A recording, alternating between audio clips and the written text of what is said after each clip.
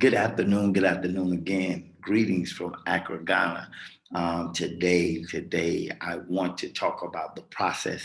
You know, our theme for this month is talking about the process, and just as a man of the word, as a man of faith, as a person of faith, as a woman of God, as a woman of faith, we have to think about the process that we're in. And, even during this time, I've been thinking about the process of becoming from one person to the next. I've been thinking about the process of all the things that I have went through. Last month we talked about the mesh up, and we were talking about how all the things have come upon us and all the multiple hats that we've had to wear, and all the different changes that have taken place in our lives. And so today, as I come with you and I'm sharing with you, I want to share with you a message of hope because, even as praise and worship has saying, it is a message of hope because we have to understand that everything don't happen overnight. That in life is a process, and there are things that are happening in our lives. And even though we have the victory, we know that victory is not always overnight. Even though we know we have healing,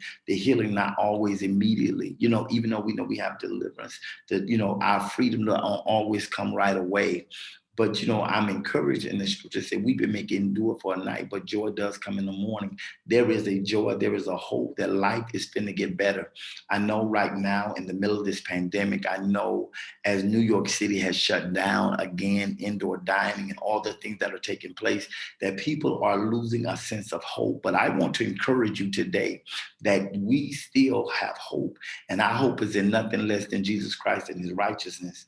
And what we have to do as men of valor, as men of strength, as men of courage, it is time for us to take a stand and believe in this process that we have to go through. Many times that what we do as adults, many times what we do as business people, many times what we do as entrepreneurs, as leaders, we want to skip or we want to negate the process.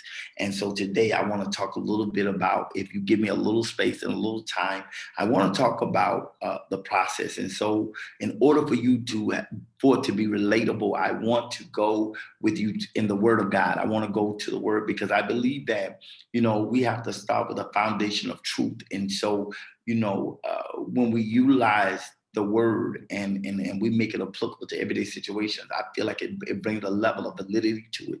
I feel like it shines light into our everyday circumstances. I believe that it gives us hope for tomorrow. I feel like the word is the place that it shines the light on those dark areas and allow us to see our way. So when I thought about hope and I thought about who and what I wanted to be in this season, I thought about David. And so I want you to go with me to 1 Samuel chapter 17 and starting at verse 40.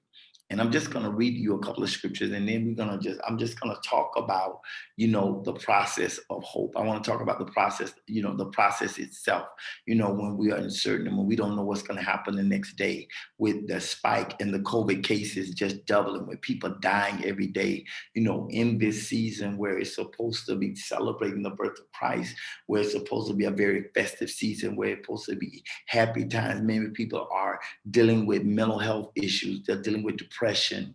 People are dealing with hopelessness. People are dealing with despair. They're dealing with sickness. How do you have hope in a hopeless situation? How do we have joy with such despair?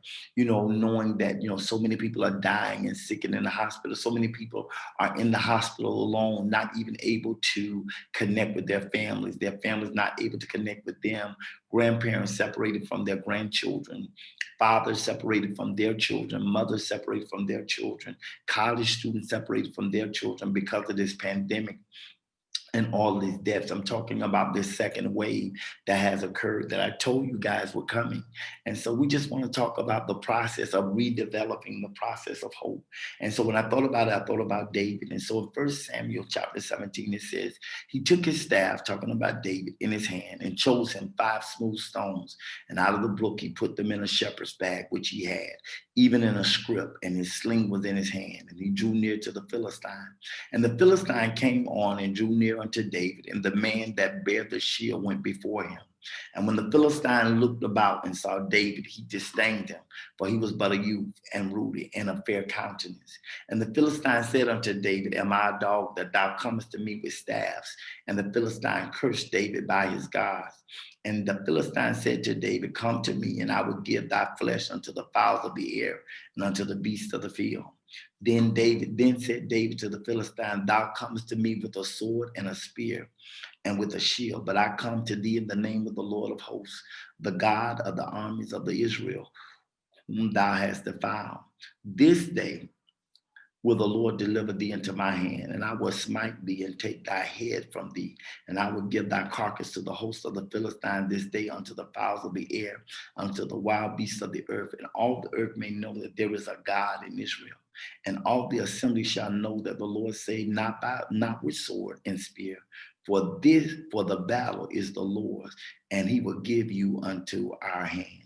And it came to pass that when the Philistine rose and came near to draw nigh to meet David, that David hasted and ran toward the army to meet the Philistine.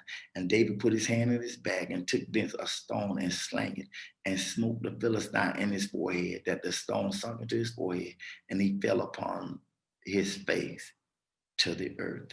And what we're talking about today, the process of your victory. Amen. Because I want to talk about the process of your victory, because many times what we're dealing with in this pandemic, what we're dealing with, in our financial dilemmas, trying to figure out how we're going to make ends meet, paying college tuition, having to pay for, mortgage on your house, having to pay your car insurance, your car note. People are trying to decide, how am I going to make it? And even as a father and as the head of the household, many times as leaders, and whether you be the head of your household, whether you're a man, whether you're a single parent, whether you're a mother, whether you're a widow, whether you're elderly, we all have to deal with the process of, how am I going to make it? How am I going to make ends meet in the middle of this pandemic, with so many people, thousands and thousands of people losing their jobs, and so many people being laid off, and so many people being told that, they don't know when they're going to come back to work, with salaries being slashed, and people's pays and salaries being reduced. People are signing up for unemployment, not having enough food. We are wondering, how are we going to make it? What is the process of the victory? And I want to start out by saying that even in times like this, it may seem like you're losing, but I want to tell you that you're winning. Come on, you got to say it out your mouth. I'm winning. I know when I look around and I see all the despair, when I look around and I see all the COVID cases, when I look around, I see all the unemployment, when I look around and I see all the strain that people are suffering mentally, emotionally, and even spiritually, I still gonna say, I have to declare that I'm gonna make it. And that's what you're gonna have to do in a season like this. My process is a process of victory, that my stance in this situation, my position, my posture in times like this is that I am victorious, that I'm gonna come out of this thing ahead. I'm gonna come out better than before. We used to say a term, anything that don't break you makes you greater. And I believe that even through this pandemic, even though that there is a lot going on, I believe that after this pandemic, we're going to know a lot of even relationships. Are they really authentic? Are they real? There's a lot of things that I've learned through this pandemic. You learn who really in your corner. You're finding out who's really for you. And it's hard sometimes, because we are emotional beings. It's hard for us to really see who's really in our corner. And what this has brought to light, it has really brought some very painful things to light. I was sharing with a friend the other day. I said, some things are painful, but they're helpful. Some things hurt us and they're very painful, but they're very helpful. It gives us a clear perspective and a better view of what your future really going to look like. And so I want to tell you that even though this thing is painful, it's still going to be helpful. Yes, this epidemic has been very painful on our economy. It's been very painful for our small businesses. It's been very painful for even our churches and synagogues people. It's been very painful, on how we relate to one another. It's been very painful how we relate in our friendships and our relationship with people. It's been so strained during this process. But at the end of it, I want to remind you again that we're going to have the victory. So when we look at this story, and I wanted to make it relatable to you. This is a story of David, and he's a shepherd boy, and he is someone who is transitioning from one state to another. He's going from being a boy to a man. It's a transitional period. And And many of us are being transitioned, whether you are 30, 40, 50, 60, we're going through transition. You are transitioning from one state of life to another, where you haven't time to find out who you are. And many times we are trying to identify, who am I?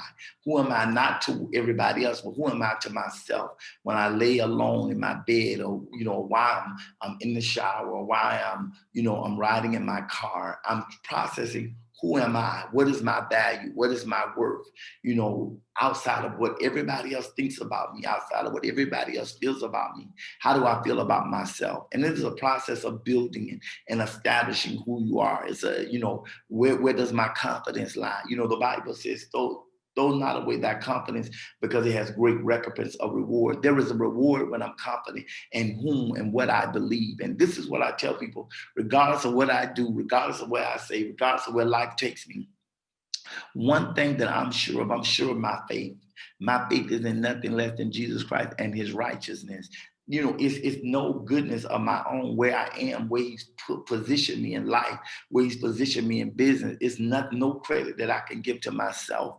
I know that it's by his grace, it's by his hand, it's by his favor. And I want to tell you that sometimes we've been in positions that we feel apologetic for where God has placed you, what he's done in you, what he's done for you, where he put you in life. And many times we carry the guilt. And so what we do, we overly compensate the guilt of being positioned or postured or favored by overly doing things in other areas that don't bring the reward that it should. And so I just want to encourage you that you are where you are is because where he placed you. You can't wish for other people. And what I've learned the hard way, you can't bring everybody where you are. You can't explain favor. It's not fair, but it's just. But since God knows it all, many times I would feel guilty because of, where he would position me, things that people would do for me. I feel guilty about the position in life. I felt guilty about my education. I felt guilty about, my parents. I felt guilty about my friends, what people were willing to do for me. I felt guilty because other people didn't have that and they didn't get it, or, and I allowed people to make me feel bad or feel, like I had to do other things for them because things were done for me. And I've learned the hard way that I don't have to feel guilt over favor. God chooses to bless whom he chooses to bless. He opens the door whom he opens doors. Because one thing about it is that he knows the heart of man. The Bible says man judges the outward appearance, but God judges the heart. And so some people may feel like they would be grateful, and some people may look like they would really utilize this opportunity. But God, he's looking at the heart of people, and he's deciding who he's going to bless and who he's going to favor. He's deciding in times like this who he's going to give whatever to, and we can't be apologetic about it. Now, in this story, in chapter verse 1, he said he took his staff in his hands, and he chose them 5 smooth stones and out of the brook and put them in a shepherd's bag, which he had, even a scrip, and sling it was in his hand. And his sling was in his hand, and he drew near to the Philistine. One thing I'm learning, the thing here is David, this young boy, facing this warrior, this giant called Goliath. For those who don't know biblical answers or don't know biblical stories, this is a story of a young boy who's very small, but he's a worshiper. He's a young boy who spent time alone raising his father's sheep, kind of ostracized from the rest of the family.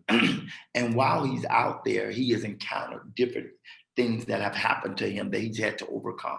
And see, one thing about it, we're looking at this pandemic, but the same God that delivered you out of poverty, the same God that delivered you out of unemployment, the same God that delivered you out of a bad relationship, the same God that delivered you out of sickness, he's going to deliver you from this pandemic. I know the pandemic and unemployment and the social and economic pressure, it seems like a Goliath. It looked like something that is insurmountable. It looks like something that cannot be defeated, but I come to tell you that it can be. And what David had, he had a testimony. And I want to tell you that you have a testimony. Whatever you've been through, you survived your childhood. When I look at myself, my own testimony, I survived. My father died when I was still a teenager. I survived that. Come on, somebody. I was robbed as a teenager. I survived that. Come on, somebody. I mean, the enemy had set for perversion. I survived that. Come on, somebody. I went through a divorce. I survived that. What you have to do, you have to go back to the testimonies of things that you thought that you could never get through, things you thought you could never get over. Think about it, whether your broken heart, whether it was the fact that, you lost the love of your life, whether it was you lost a child, whether it be that you never thought you had an abortion, whether it be, you lost your virginity, things that you thought I could never get over. Those things, you were broke and you were homeless. I don't know what it was that you thought you could never get over. It was your Goliath. But what happened is that God prepared you. That lion, those bears, those small victories that you had, it is in preparation for the greater thing in your life. And I want to encourage you, because many times what we do, we get so consumed by what we're facing that we become fearful. And I want to talk about the spirit of fear, because God says He's not giving us a spirit of fear, but a power, love, and of a sound mind. And one thing, as men, sometimes we get intimidated because when things become fearful, we're afraid to say, I'm afraid. I'm not afraid to say I'm afraid, but what I refuse to do is live in fear. God didn't give me the spirit of fear. He gave me the spirit of power, love, and a sound mind. And what I mean by that is He reminds me that I'm powerful. Not in the strength of my own, but I'm powerful through Him. He reminds me that I have a sound mind. I'm not crazy to believe that I'm going to get through this. I'm not crazy to believe that my finances are going to be back in order. I'm not crazy to believe that I'm going to be married again. I'm not crazy to believe that my business is going to be strong and developed. I'm not crazy to believe that, I'm going to continue to travel and move and be a mover and shaker in the world. I'm not crazy to believe that I have my doctorate in 2 years. See, when we look at things, the enemy wants to make you think you're fearful and that these things are impossible to happen for you, but they're not.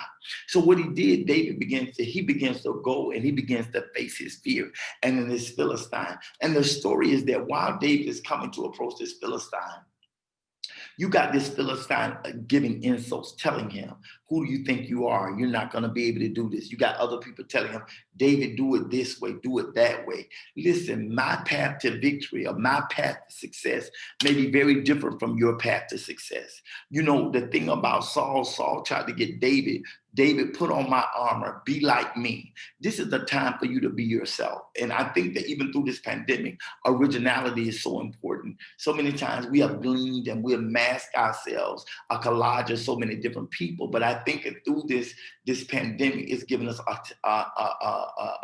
a genuineness about who we are. We having to be authentic about what we are and who we are and what we believe. Even myself, I feel like, I've been forced to be authentic about what I believe in and, who I believe in. I've been surrounded by Muslims. I've been surrounded by Buddhists. I've been surrounded by, some people who say they were Christians, really wasn't. I've been surrounded by everything. But in this process, I've had to shred through what it is that I believe. What am I standing on? Because when everything is over, when the lights are out, when people are not telling you who you are, when people are not, commending you and telling you that you're wonderful, who am I? What is it that I believe? Because at the end of the day, it's about you, and it's about you being authentic with yourself. So what he did was David goes and he chooses him a weapon. He goes and says, I'm going to get 5 smooth stones out of the brook. Now, that's something that's unconventional. And when we look at what we are and what we have to do, what God may have you to do may seem unconventional. The way He may make you do your business may seem unconventional. He didn't go and get a spear. He didn't go sharpen his sword. He didn't do any of that. He went somewhere that nobody would think. He went to the brook and got 5 stones. I believe that 5 represents the number of grace. And it was grace to say, you know what, I have the grace to do things differently. I want to encourage somebody. I want to encourage you that you don't have to do it the way everybody else did it. You don't have to do it the way your dad did it, your granddad did, your great-granddad. I know it's hard to break through customs and hard to break through tradition, and all these, cultural norms that we get wrapped up in like a mummy. But I want to tell you that you're going to have to be authentic. David couldn't do what everybody else did. He had to choose the path that was right for him. And so what David did, he went to the brook. He chose him 5 smooth stones. Choose your weapon. Know what you're going to fight the enemy with. You got to know what you're going to fight fear with. You got to know what you're going to fight with. When you feel insecure, what do you fight your insecurity with? What do you stand on? What scripture you stand on? What affirmation, what declaration you say to yourself when you feel, you feel like you're less than everyone else? What do you say to yourself when you feel like your situation is hopeless? See, you got to choose your weapons. You got to have a go-to. You got to have a scripture when the enemy is coming at you, and you know, what are you going to use against the enemy? What is solid in your life that you say, I'm going to stand on this? You know, you got a testimony and know what God did, that he's no respecter of person, and what he did for others, he can do the same thing for you. That's solid. The rock represents something that's solid. It's a word. So when I look at the stones, I think for you, I want to tell you, get you 5 scriptures. Get you 5 things that are solid for you, that's hard, that you can stand on in tough time. Tell me what scripture you use when you feel depressed, when you feel heavy, when you feel life is not fair. What scripture you use when your flesh get in the way and your flesh is on fire? You want to go have sex. You want to masturbate. You want to go fornicate. What do you do when your flesh, what do you utilize when times get hard and you feel like, there is no alternative? You got to know what weapon to use against the enemy, what weapon you use against the thing that's trying to restrain you and hold you back from where you are. So what he did, he took these things, and what he did, he secured them. It's not enough. Sometimes the enemy can't see what you have. You got to secure it, put it in the bag. And when we think about bags today, we think about money. People talk, oh, I'm a bag. It's all about the bags. It's all about the money. But it ain't all about the money. It's about the weapon in this season. You better know what you got. You better know what weapon you got when the enemy coming for you. And what he did, he said he took it, his script, he took the slingshot in his hand and he drew near. I'm telling you, you're going to have to get close to your enemy. You're going to have to get close enough that you can make a strike. You're going to have to, I know you don't want to face, your past, because your past is so, you want to face what you've done. You don't want to face what you said. You don't want to face what we have. The thing we do, we run away from responsibility and accountability. I want to encourage you as a man, as a woman of faith, as a man of faith, we have, especially men, we have to stop running from things that are uncomfortable conversations that we run from because we don't want to have. Running from bill collectors because we don't want to talk to them and tell them that we have a plan. We run from, the doctor because we don't want to be diagnosed and we don't want to know what we have to pray about, what's going on in our body. So we find people that instead of facing situations that are challenging, facing situations that even make you fearful, that your courage is developed when you face things that are painful. There are things about my childhood. There's things about my past. There were things about my marriage. There were things about my parenting that I had to face. And then until I faced those things, I couldn't be better. I couldn't overcome. Many of you are stuck and you're bound because you don't want to face your real challenges, your real struggles. You don't want to be honest. And I'm going to tell you, in this season, you're going to have to be truthful.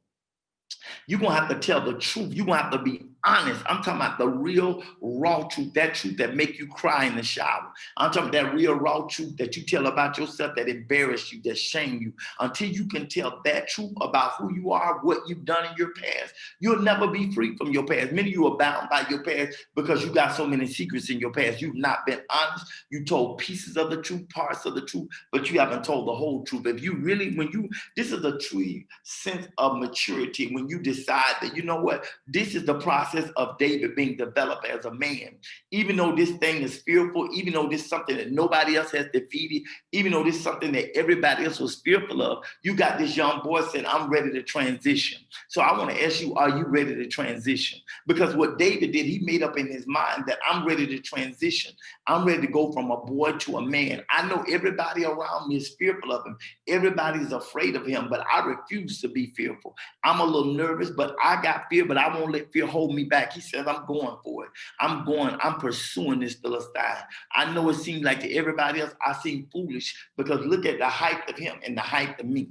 Look at his power and look at me. But you know what? I want to let you know the odds is in your favor.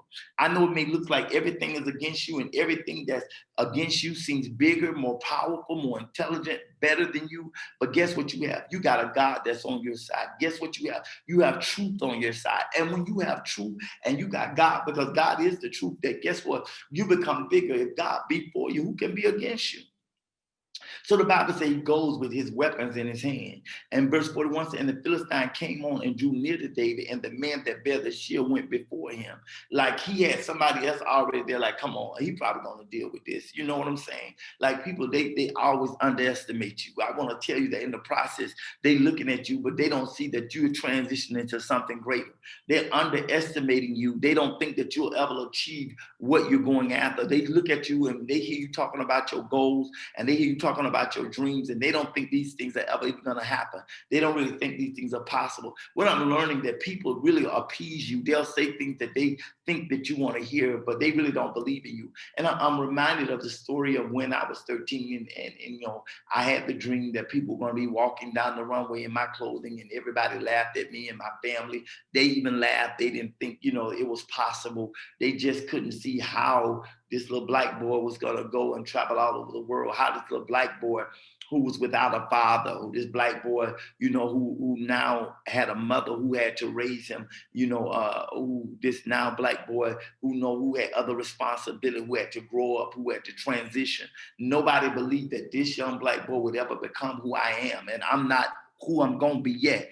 Nobody would have thought that I would live in two parts of the world. Nobody would imagine I would have offices in two parts. So nobody would imagine I would have a clothing line. Nobody imagined I opened my first clinic. Nobody would imagine I ran a group home. Nobody would imagine that I had my own record label. Like, these are things that God did and he allowed me to do that nobody could imagine that it would be. But look who's laughing now. And so don't get upset. Don't get mad when people look at what you say, when you speak about your dreams and your ambitions and they look at you and they laugh and nobody think that, you're going to become what you say you want to be. Don't get angry. Don't get excited. Let that motivate you. Let that fuel your energy that I'm going to be, I'm going to do, I'm going to accomplish. Yeah, it doesn't matter if nobody agrees with it. It doesn't matter if people don't see it. It doesn't matter in their eyes and in their opinion, you're not great. What matters is have you aligned yourself with the will of God. What matters is have God spoken that thing to you? Have you been honest with yourself? Have you brought your request unto the Lord? Have God been in agreement with what you ask? Because many times in the process, what you find out, there's some things you want and there's some things that God wants, and they may not always be the same. And what we do sometimes, many times as men and as people of faith, we will override the will of God for our own ambition. I had to make a decision that I didn't want to be nothing that God didn't want me to be. I don't want fame that he doesn't give. I don't want attention that don't come from him. And that it's a very mature place. And it took a long time for me to get there, to be honest with myself, to say, I do want to be recognized. If you have to be honest and say, I do want to be recognized. I do want to achieve. I do want a certain financial status. And people say it like, oh no, I just want it because I want to bless other people. Stop telling those lies. You want it because you want it for yourself. You want it you want a self-achievement. It ain't just about people. Me wanting my PhD ain't got nothing to do with God, don't have nothing to do with the kingdom. Me getting my PhD has everything to do with my own personal accomplishment and my goals I set for myself. You know what I'm saying? It ain't got nothing to do with none of that. It ain't because I want to get my PhD because I want to bless everybody else and all of that. I want to, there are things I do want to do with my PhD. I do want to teach and I want to admonish young people. I want to push them to a level of greatness. I do want to be in a place where a pivotal place where I can help and assist people in developing their dreams. And I believe that educational institutions are a vital place to push people toward their purpose. But outside of that, I like the sound of Dr. Clavon Leonard. And that's the real issue right there. It ain't nothing else. I like the sound of Dr. Clavon Leonard. Look at you. You like the sound of that too. Listen. So let me get on with this story so I can go. It say that the Philistines came on, they drew near to David, and the man that bear the shield went before him. When the Philistine looked about and saw David, he disdained him. What he did, he looked and said, are you kidding me? He said, but he was but a youth and a ruddy and of a fair countenance, he was good looking. He said, now I know that this big old country, all them fighting men, they got a whole army over here. I know they ain't choose this little boy to come and fight me. Sometimes the enemy is insulted that you are the one that's coming to approach or handle the situation. You can look at people like, oh, I remember when I was in customer service, I graduated from college and I took my first big job, and I was a store manager. First time I went through the process, I was an operation manager and I became a store manager at Montgomery Wards. And I remember I was young. I think I was 22, 23. I was 23 years old, and I was the youngest store manager of the Montgomery Ward stores, I remember, in Texas. And what happened was they had an issue, and when the issue would escalate in Texas, people bought tractors. And so for Montgomery Ward, so this guy had bought a tractor, and he had it for several years, and he brought it into the service center to have it fixed. And they were saying, okay, it can't be fixed. It's going to be too much money. He's just going to have to buy a new tractor. And so he was giving them, he was giving them a hard time. And they finally escalated up to me and they asked for the store manager.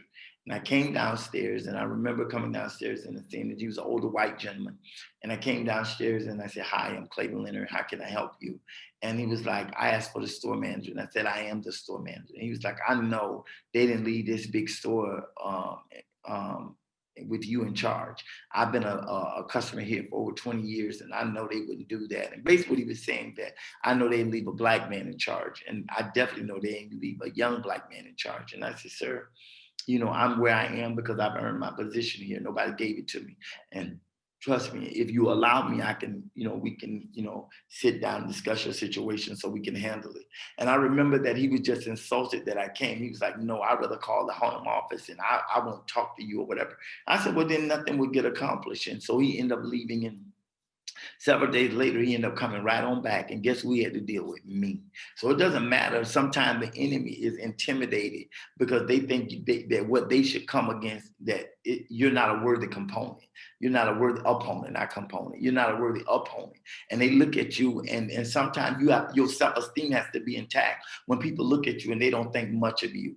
You have to look when people think you ain't good at looking enough, when they think you ain't tall enough, when they think you're not thin enough, when they think, you don't have enough money, when they don't think you came from the right family. I remember another incident when I was in college. I was dating this girl. I really liked her. And her name was Erin. And, she was light, bright, darn near white. And I really liked her. And we had a synergy together. Like we really, there was a really powerful energy between us. I don't know if it was just sexual, but it was a powerful energy. And I remember that we had a holiday at the school called Jubilee Holiday. And I remember very, very distinctly, I'll never forget the story that we was like kind of in love, I just very, very passionate with one another. And we had made all these plans, after we graduate, what we were going to do.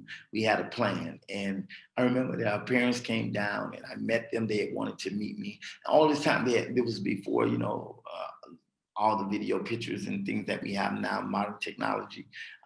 They had not seen me. They just talked to me over the phone. They loved me, over the phone. And when they came to Jubilee weekend, they were so disappointed. And they said, Aaron, you did not tell us he was so dark.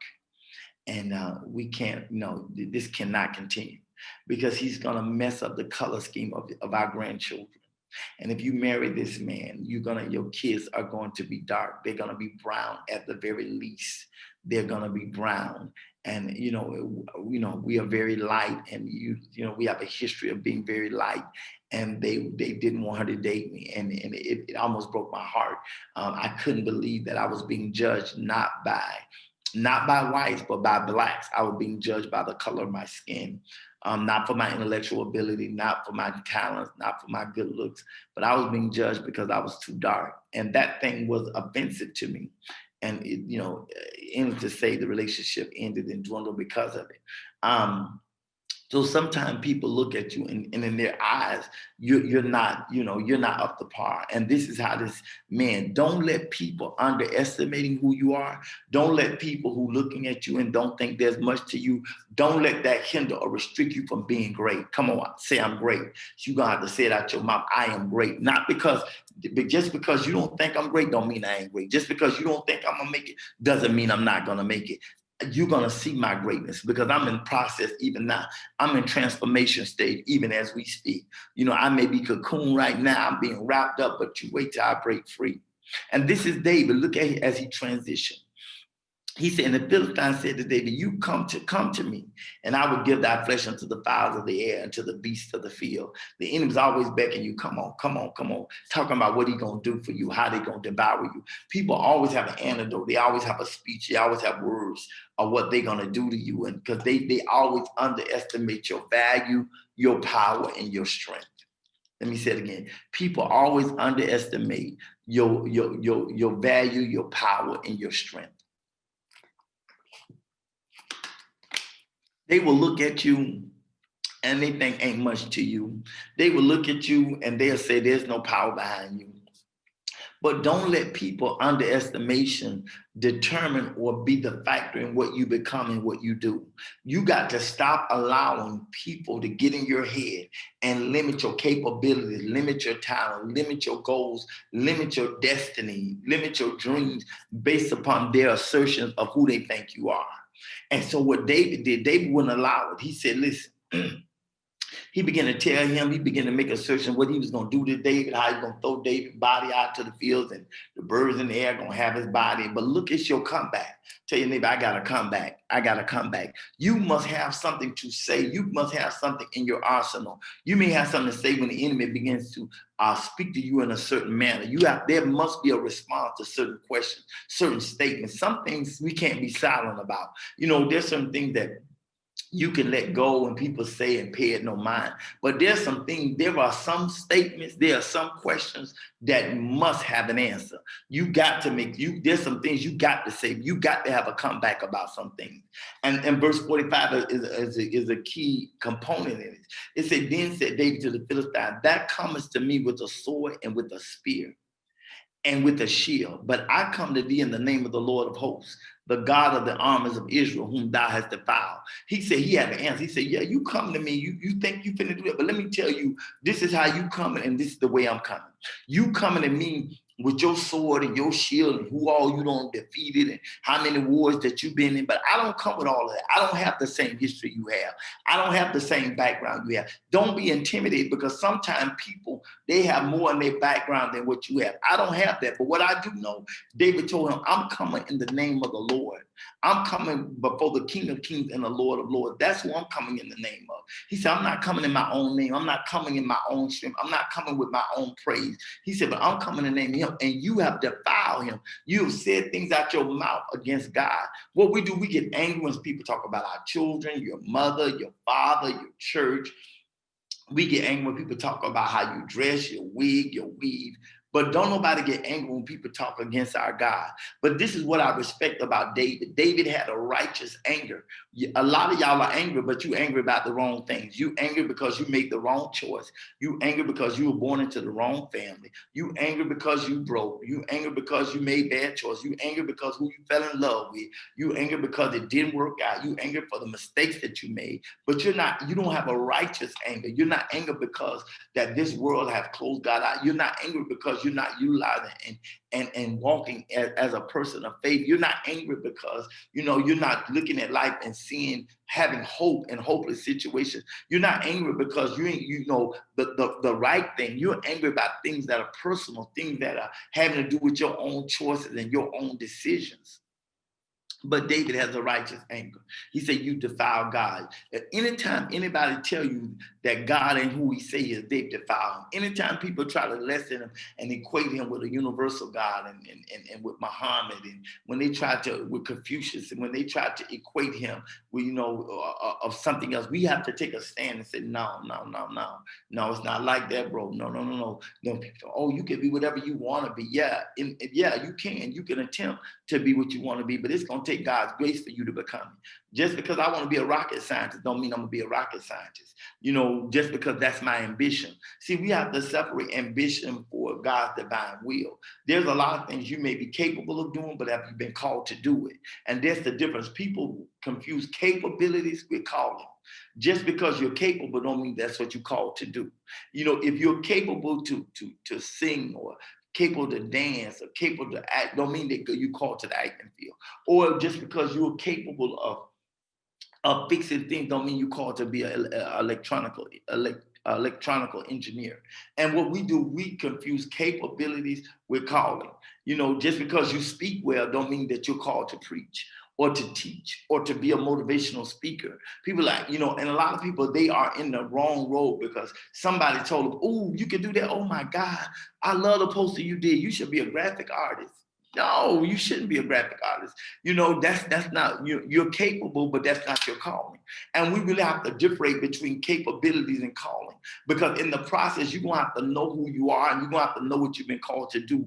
And there must be a level of understanding for this process as well. And so what David did, David understood his process. And what he did, he understood, that what I've been called to do. Yes, David says, I can sing and I can play, but I've been called to be a warrior. I've been called to be a king. So he understood, even though he sang, even though he played instruments, even though he was a writer, his calling was to be political and run a country, run a nation. And see, he could have got sidetracked, because somebody could have told him, oh, the way you sing and the way you write and the way you play instruments, you really should be a psalmist. You really should be, that's what you need to be, and that's what you need to focus on. You need to focus on the arts. But David would have missed his calling when being a leader. And so just because David had the capabilities of doing it, he understands his calling was to be a king. And see, sometimes that your calling is greater than your capabilities. Let me say that again. Your calling is always greater than your capabilities. And what you have to do, you got to find out what you've been called to do, and not just know what you're capable of doing. And so what happened, he said, look at David's response, because this is the response of a king. This is the response of a man of leadership. This is the response of somebody in authority. And how do you determine people one thing you determine people who understand that their process is, the first thing, you must have character. Mm-hmm. The second thing that you must have is confidence. David had character, and his character wasn't about his own selfish motive. He wasn't saying, oh, Goliath, I'm getting at you because you're talking about me, because you said things against my family or my parents. No, he says, I'm angry that how dare you try to say something against my God. His character was wrapped up in who God was, because that's how David defined himself. He defined himself in relationship as he was relatable to his relationship with God. Number two, the second thing David had, he had confidence. He had confidence that the same God that gave him a testimony with the lion and the bear was going to give him a testimony with Goliath. He had confidence that, the same God delivered him before, that he would do it again. And I want to tell you that your road to victory, your process to victory, you first got to know who you attached to, who you were confident in. You got to have your faith wrapped and secured in God. Number two, you're going to have to be confident that what God says that he's going to do. And the third thing David began to do, he was not intimidated. He was bold enough to make a declaration. And what he said, this day, come on, this is what we have to do. He wasn't afraid to declare some things. We're afraid to declare some things by faith. We're afraid to make that proclamation that we're going from one place to the other. We're afraid to say that I'm being processed into something greater. But what David did, that confidence made him begin to usher out and speak and declare out of his mouth by faith what he believed that God was going to do. He said, this day will the Lord deliver thee into my hand. He didn't say, I'm about to get you. He didn't say, I'm about to wrap this thing up. He didn't say, oh, I know I got you now. He said, this day that the Lord is going to do it. And the reason why you failed in your past, because you said what you were going to do, not what God was going to do through you.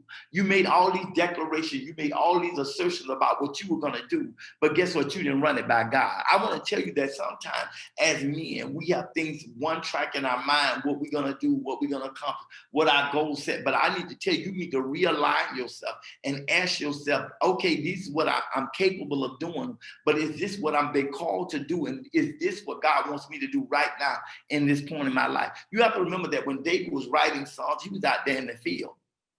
That's where it began. He started writing and playing in the field, and it opened doors for him even all the way up into the king's house when we find later on in his life. Because guess what? Your gift and your calling, your gift gonna make room for you. And it positioned David in front of the king, and it gave him greater places when they hear about his victories. But this is where it began. He said, this day will the Lord deliver thee in my hand, and I will smite thee, and I will take thy head from thee, and I will give the carcass of the host of the Philistines this day unto the fowls of the air, unto the wild beasts of the earth, and all the earth may know that there is a God in Israel. He said, the whole thing of what I'm going to do for you, it ain't even about my victory. It ain't even about so people can say, this is what David did. He said, I'm going to do all of this, that everybody would know that in the process of what I became from a boy to a man, that God did this. That in everything that I suffered, but everything I went through, it wasn't for my glory, but it was for the glory of God. The problem with us in our lives is that we want the glory. We want the accolades of man. We want, we want men to, the well wishes of men. We want out of the lips of people. We want to hear. We don't want to know that our lives are in alignment with the will of God. We don't want to know that, we've done things according, not perfection. See, that's another confusion that we got about God. God don't want you perfect. He just wants you willing. And there's a difference in willing and perfection. See, a lot of times people are so busy being perfect that they're just being even more imperfect. They're making even more mistakes instead of just being honest and real and saying, Lord, here am I, I'm a sinner, and that's how we have to come. The Bible says we all have sinned and coming short to the glory of God, but people trying to come like they already, they already holier than thou, like they've already made it, like everything is already perfect for them. And then they just make more and more errors and they hide and they become more deceitful and more, they start lying more. I mean, it just becomes, things get worse and worse and worse and worse and worse and worse. They start lying about more things, lying about their lifestyle, lying about their relationship with God, lying about their relationship with other people, lying about their education, lying about their money, lying about their family, just lies on top of lies on top of lies on top of lies on top of lies until they don't even know who they are before. Am I talking to you? You don't even know who you are because you're a camouflage of lies about who you are, what you want. You don't even know what you want because you lied and said you wanted that when you didn't want it. You lied and said you was that when you wasn't that, just to be complacent, or complicit of other people. You just not done the right things. And so here's David as he said, but today God is going to do it. This is going to be the will that you may know there's a God in Israel, that there's a God in Jersey, there's a God in North Carolina, there's a God in Florida, there's a God, wherever you are, that there is a God even here in Africa, that people will know, not that the glory and the accolades don't go to you, but they go to God that he did this. You have people like, you know what? Man, I couldn't have did this without God, but he gets no glory in your life.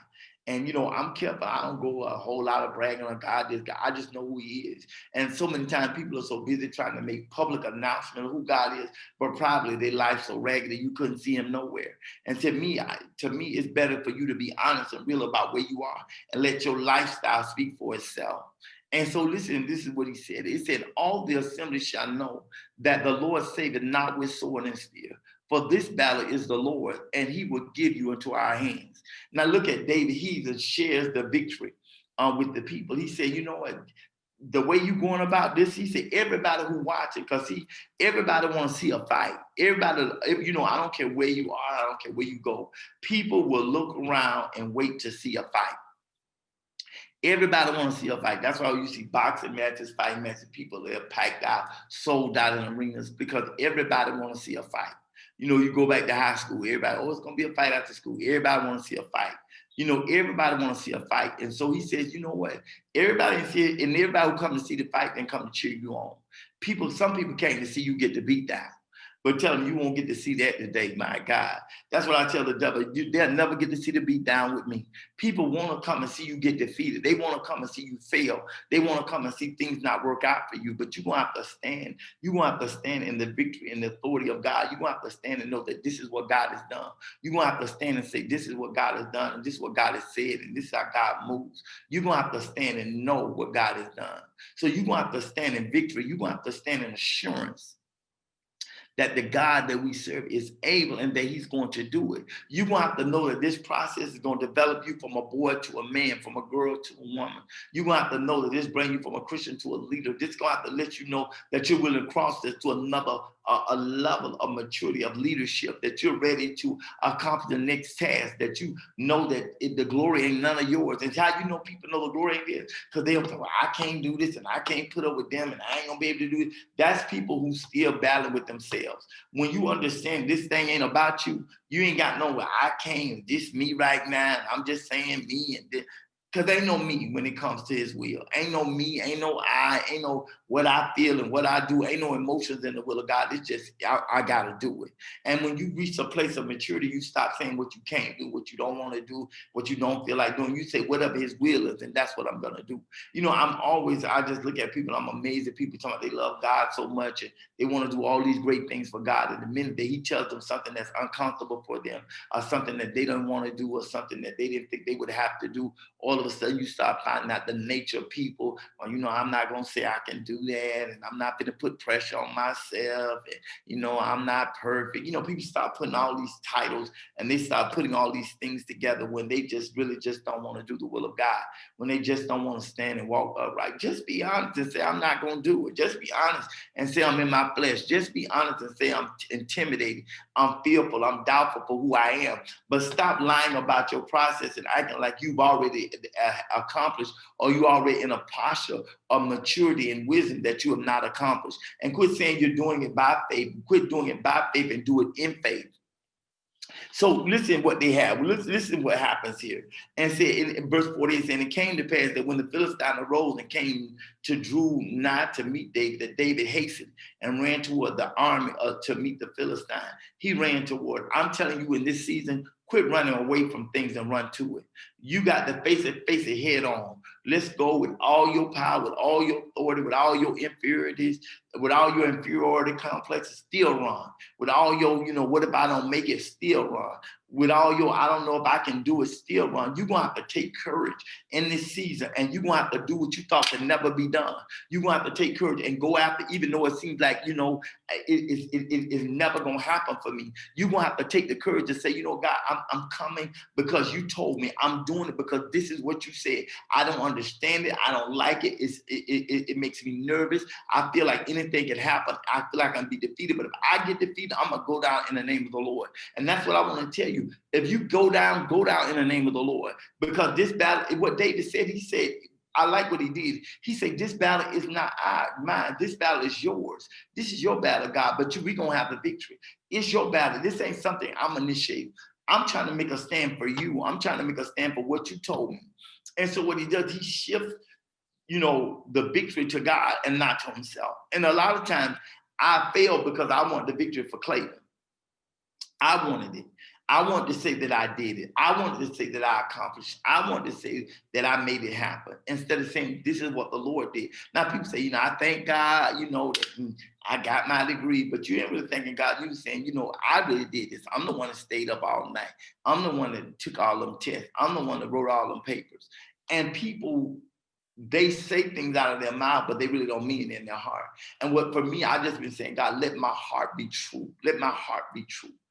Please create in me a clean heart and renew the right spirit in me. And Lord, you say the heart is deceitful and wicked, who can know it? But you reveal to me those nasty issues of my heart so I can deal with myself. And I don't know about you in this time of this panic and the process, you have to deal with yourself. David didn't know that he was fearful. He found out what was really in his heart. He found out that he had courage. He found out that he was bold. He found out that he wasn't intimidated. He found out that he had confidence. You'll find the good and the bad out of your heart when you really contend. When you get down there to the fight, you'll find the things that are praiseworthy and things that you're ashamed or embarrassed about. That's the real illness. That's the real issues. When you get to a place and you're not just honest about what you feel excited and victorious about, you're honest about the things that are hurtful and shameful, the things that are embarrassed, because those are the things that make you who you are. That's what happened. David ran toward. I want to tell you, run after. Go after with everything you got. This thing that's trying to defeat you, whether it's low self-esteem, whether it's fear, whether it's doubt, whether it's unbelief, whether it's perversion, whether it's lust, whether it's envy, whether it's jealousy, go after it. Go after this enemy of your destiny. Go after it. This thing that wants to hinder you and prevent you and restrict you from being who you've been called and destined to be. Go after it. Whatever is in the middle, whatever's trying to block your process of your greatness, go after it. Quit being intimidated by it and go after it. Quit saying you can't defeat it and go after it. Quit saying it's too much, it's too big, it's too powerful, and go after it. Quit looking at your size. Quit looking at your instruments. Quit looking at your weapons. Quit looking at the people and look to your God. He is able to do it with you. He's able to use you to give the victory. He's able to use you as an instrument of victory, but it's up to you. You're going to have to make the decision that you're going to be the leader. You're going to be the man. You're going to be the woman that you've been called and destined to be. You're going to have to decide you're going to be the entrepreneur. You're going to be the business person. You're going to be the educator that you've been called and purposed and destined to be. You're going to have to make the decision in this process. You're going to have to decide, what you can do from what you purpose to do. You're going to have to decide that in this season. Nobody can decide that for you. You're going to have to decide what you've been capable of and what you've been called to, and know the difference and be able to operate in it. So what did he do? I love this. The last verse, David said, David put his hand in his bag and took thence a stone and slang it. One hit. People used to laugh, in the music industry, when I had a record label, they used to be saying a one hit wonder, and people would be offended when people called them a one hit wonder. But if that one hit made you millions, baby, just thank God for that one hit wonder. Some things you don't have to have, it don't have to be repeated. It don't have to be repetitive. One shot can change your whole destiny. And it changed David. David put his hand in the stone and he smote the Philistine in the forehead. And the stone sunk into his forehead and he fell upon his face to the earth. One shot did it, right in the middle of his forehead. David took everything he had, gathered it together, and he threw it at him. See, you trying to wait till you get close enough for the enemy to put his hands on you. You can't get that close. You got to get close enough that you can aim your target. You got to get close enough that you got your goal in mind and that you accomplish your goal. He'll run until you get close enough to do it. Don't wait till you get there so he can put his hands on you. Wait till you get close enough so he can throw his spear at you. You got to be on the offensive. Many times we live our life on the defense. We're waiting for people to tell us, No, this season, before the year ends, with what's left in the year, go on the offense. Decide what you want and you go after it. Quit waiting on opportunities to come and sit in your lap. Quit waiting on things to happen. But if it's something you want, go after it. Just say what it is. Make sure it's in line with the purpose and will for your life. And once you do, give it all you got. This is what David did. Now I'm just going to read verse 50 just for the sake of reading it. It says, so David prevailed over the Philistine. I want to let you know that whatever seems to be bigger than you, you're going to prevail. Whatever seems that is greater than you, whatever seems like it's going to defeat you, you're going to prevail. Whether it be your sickness, whether it be your financial situation, whether it be your marriage, whether it be your broken heart, whether it be your loneliness, whether it be your lust, whether it be your perversion, whatever that you've been tied up in, whatever you felt like, it was going to defeat, you will prevail. And that's in this process, the hope that's in the process of what you're going through, you will prevail. Over this pandemic, over this COVID-19, you will prevail. He said he prevailed with a sling and a stone, and he smote the Philistine and slew him. And there was no sword in the hand of David. What are you saying? I'm telling you that you're going to get victory through unconventional methods. You're going to have victory in ways that people would have never imagined that it was even capable or plausible to happen. He's going to do it for you in a way that's going to be unexplainable, undeniable. It's going to be unexplainable, but undeniable. Somebody need to write that down for the rest of the year. He's going to do some things all the way until the end of January of 2021 that's going to be unexplainable, but it's going to be undeniable. I can't explain how he did it, but you can't deny that it's done. Unexplainable, but it's going to be undeniable. That's what I hear the Lord say. Unexplainable, but undeniable. You're not going to be able to explain how it happened. You're not going to be able to explain the process. Even when you try to verbalize, you're going to be like, I'm trying to tell you how this thing took. I can't explain it. All I know is that it's done. It happened. And he prevailed. You're going to prevail. And it's not going to be through conventional methods. Whether it be your relationship, you're not going to meet the person. It's not going to be conventional methods. You're not going to date for 6 months, be engaged for 6 months, and then marry the next year. You may meet 1 month and 3 months later, you may be married. I don't know. It's just going to be unconventional. One person may hear your idea and just blow your mind. It's going to be unconventional. We don't know how it's going to happen, but I do know there were 2 words, unconventional and undeniable. That's all I know. You're not going to be able to unexplainable, but undeniable. That's all I know. You're not going to be able to explain it, but it's not going to be denied. And so I want to tell you to take that with you in these uncertain times, in this process of victory. But just hold on that I'm not going to be able to explain how, David can't explain how he defeated this warrior with a stone and a slingshot. He can't explain how he won the battle, but it's undeniable when they saw the Philistine fall to his face. And what David said is exactly what he did. He took the head off the Philistine. and showed it to the rest of the Philistines and stopped the war. What you're about to stop, you're about to stop the war. You're about to cut some things off because your victory, it is so strategic in somebody else's life. It can affect their very well-being. You don't understand it. Many times we don't understand why we have to ask, why is it on me? Why things are so hard? Your victory is pivotal for somebody else's process. Your victory is pivotal to somebody else's process. So you have to be victorious. You have to rise above your fears. You have to rise above your doubts. You got to rise above what you feel, and you got to go forth and be and do all that God has purposed for you to be. You got to, in this process, figure it out. Be honest with yourself. Be honest with God. Be honest with your loved ones. Find somebody to tell the truth to. I don't know who I'm talking to, but God said you got to come away from your secrets. They're going to destroy you. The truth going to free you. Listen, guys, I know I've taken up so much of your time. This message has been so plain, and I'm grateful that you would take this time and allow me to share my heart. I feel like I'm sharing my own testimony. I'm sharing my life with what has happened to me and what my life looked like. I feel like David. I'm that young boy who, in the process, had to become a man. I'm that young boy who had to make some decisions about my life and make some alternatives, make some changes. I'm that boy who was, confident, not in myself, but in God, but was insecure about who I was, feel like everything was bigger and better than me. But I come to tell you that I walk in complete freedom and the liberty that what Christ is, he gives you the victory. I come to let you know that, there is no failure in the God that we serve. I come to let you know that you can do it. There is nothing too hard for God. And I've been there where I've made mistakes, where I've, things that I was capable of doing. I thought that it was my calling. And it wasn't. Just because you can do something doesn't mean that you're called to do it. And we know, don't misunderstand me, that David continued to write through the course of his life. We know that the Psalms were written by David, and a lot of the even the Proverbs were written by him as well. So we know that he didn't stop writing, but he didn't allow that. He didn't let his talent stop his purpose.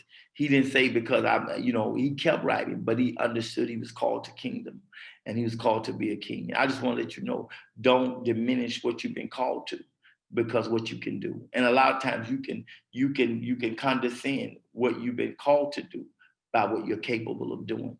So I just want to encourage you today that don't confuse your capabilities with your calling, and don't confuse your calling with your capabilities. And with that being said, guys, I'm going to let you go. I want to let you know that I love you with the love of God. I want to let you know that I want you to be strong. I want you to be courageous.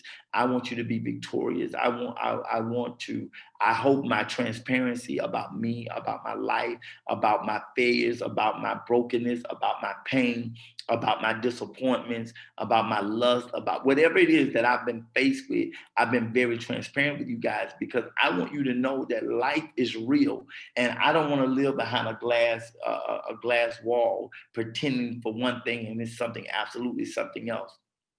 I want to be real about who I am. I want to be real about what I deal with. I want to be real about what life has brought me. My truth, my honesty with you can liberate you and let you know the life you can live. Well, I'm Clavon Leonard, and listen, I want to see you guys so soon. I cannot wait to see some of you. I know even with the pandemic, some of you I still won't be able to see and hug you and see you, but I know there are a lot of restrictions being put into place, but at least we'll be on the same continent. At least we'll be in the same, spirit, real soon. I want to encourage you, don't forget to give. Don't forget to love on people. Don't forget to give. Don't just give your money, give your love to people. Listen, let people know, y'all, this is a time that we have to let people know that we love them. Don't just assume that people know you love them. And this is a time, if you love people, tell them. Life is too short, guys. Life is too short. Let people know that not only that you love them, let them know that you appreciate them. Don't abuse people kindness to you. Don't misinterpret people kindness to you. Don't abuse it. That's one of the worst things I've seen. God has put people in your life. Don't abuse those people. Don't mishandle them because you're not used to it. Don't let other people persuade you to mishandle or misuse people who show you kindness, because don't nobody owe us nothing. The Bible says, oh, no man, nothing but love. After people love you, they don't have to do nothing for you. They don't have to give you a brown penny. They don't have to give you a meal. They don't have to give you a morsel of bread. They don't have to do anything for you.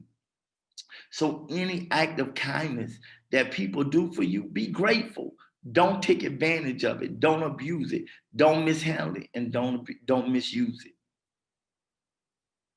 Listen, I'm Clavon Leonard. I love you. Don't forget to worship by giving. Don't forget um, the men. Don't forget men. Please, in this season, men need to get together. Let the men please get together, y'all. Let's have honest dialogue. Let's be earnest with our prayer requests one to another. Let's be real. Let's have some chat, some real chat about the real issues that are going on in our lives. With that being said, y'all remember to pray, for the people who are sick. So many families are sick, loved ones who are dying, people every day, the numbers are escalating. And just pray and pray for my journey home. Pray that I make it back to the state safely. With that being said, I love you guys with the love of God, and I can't wait to see you.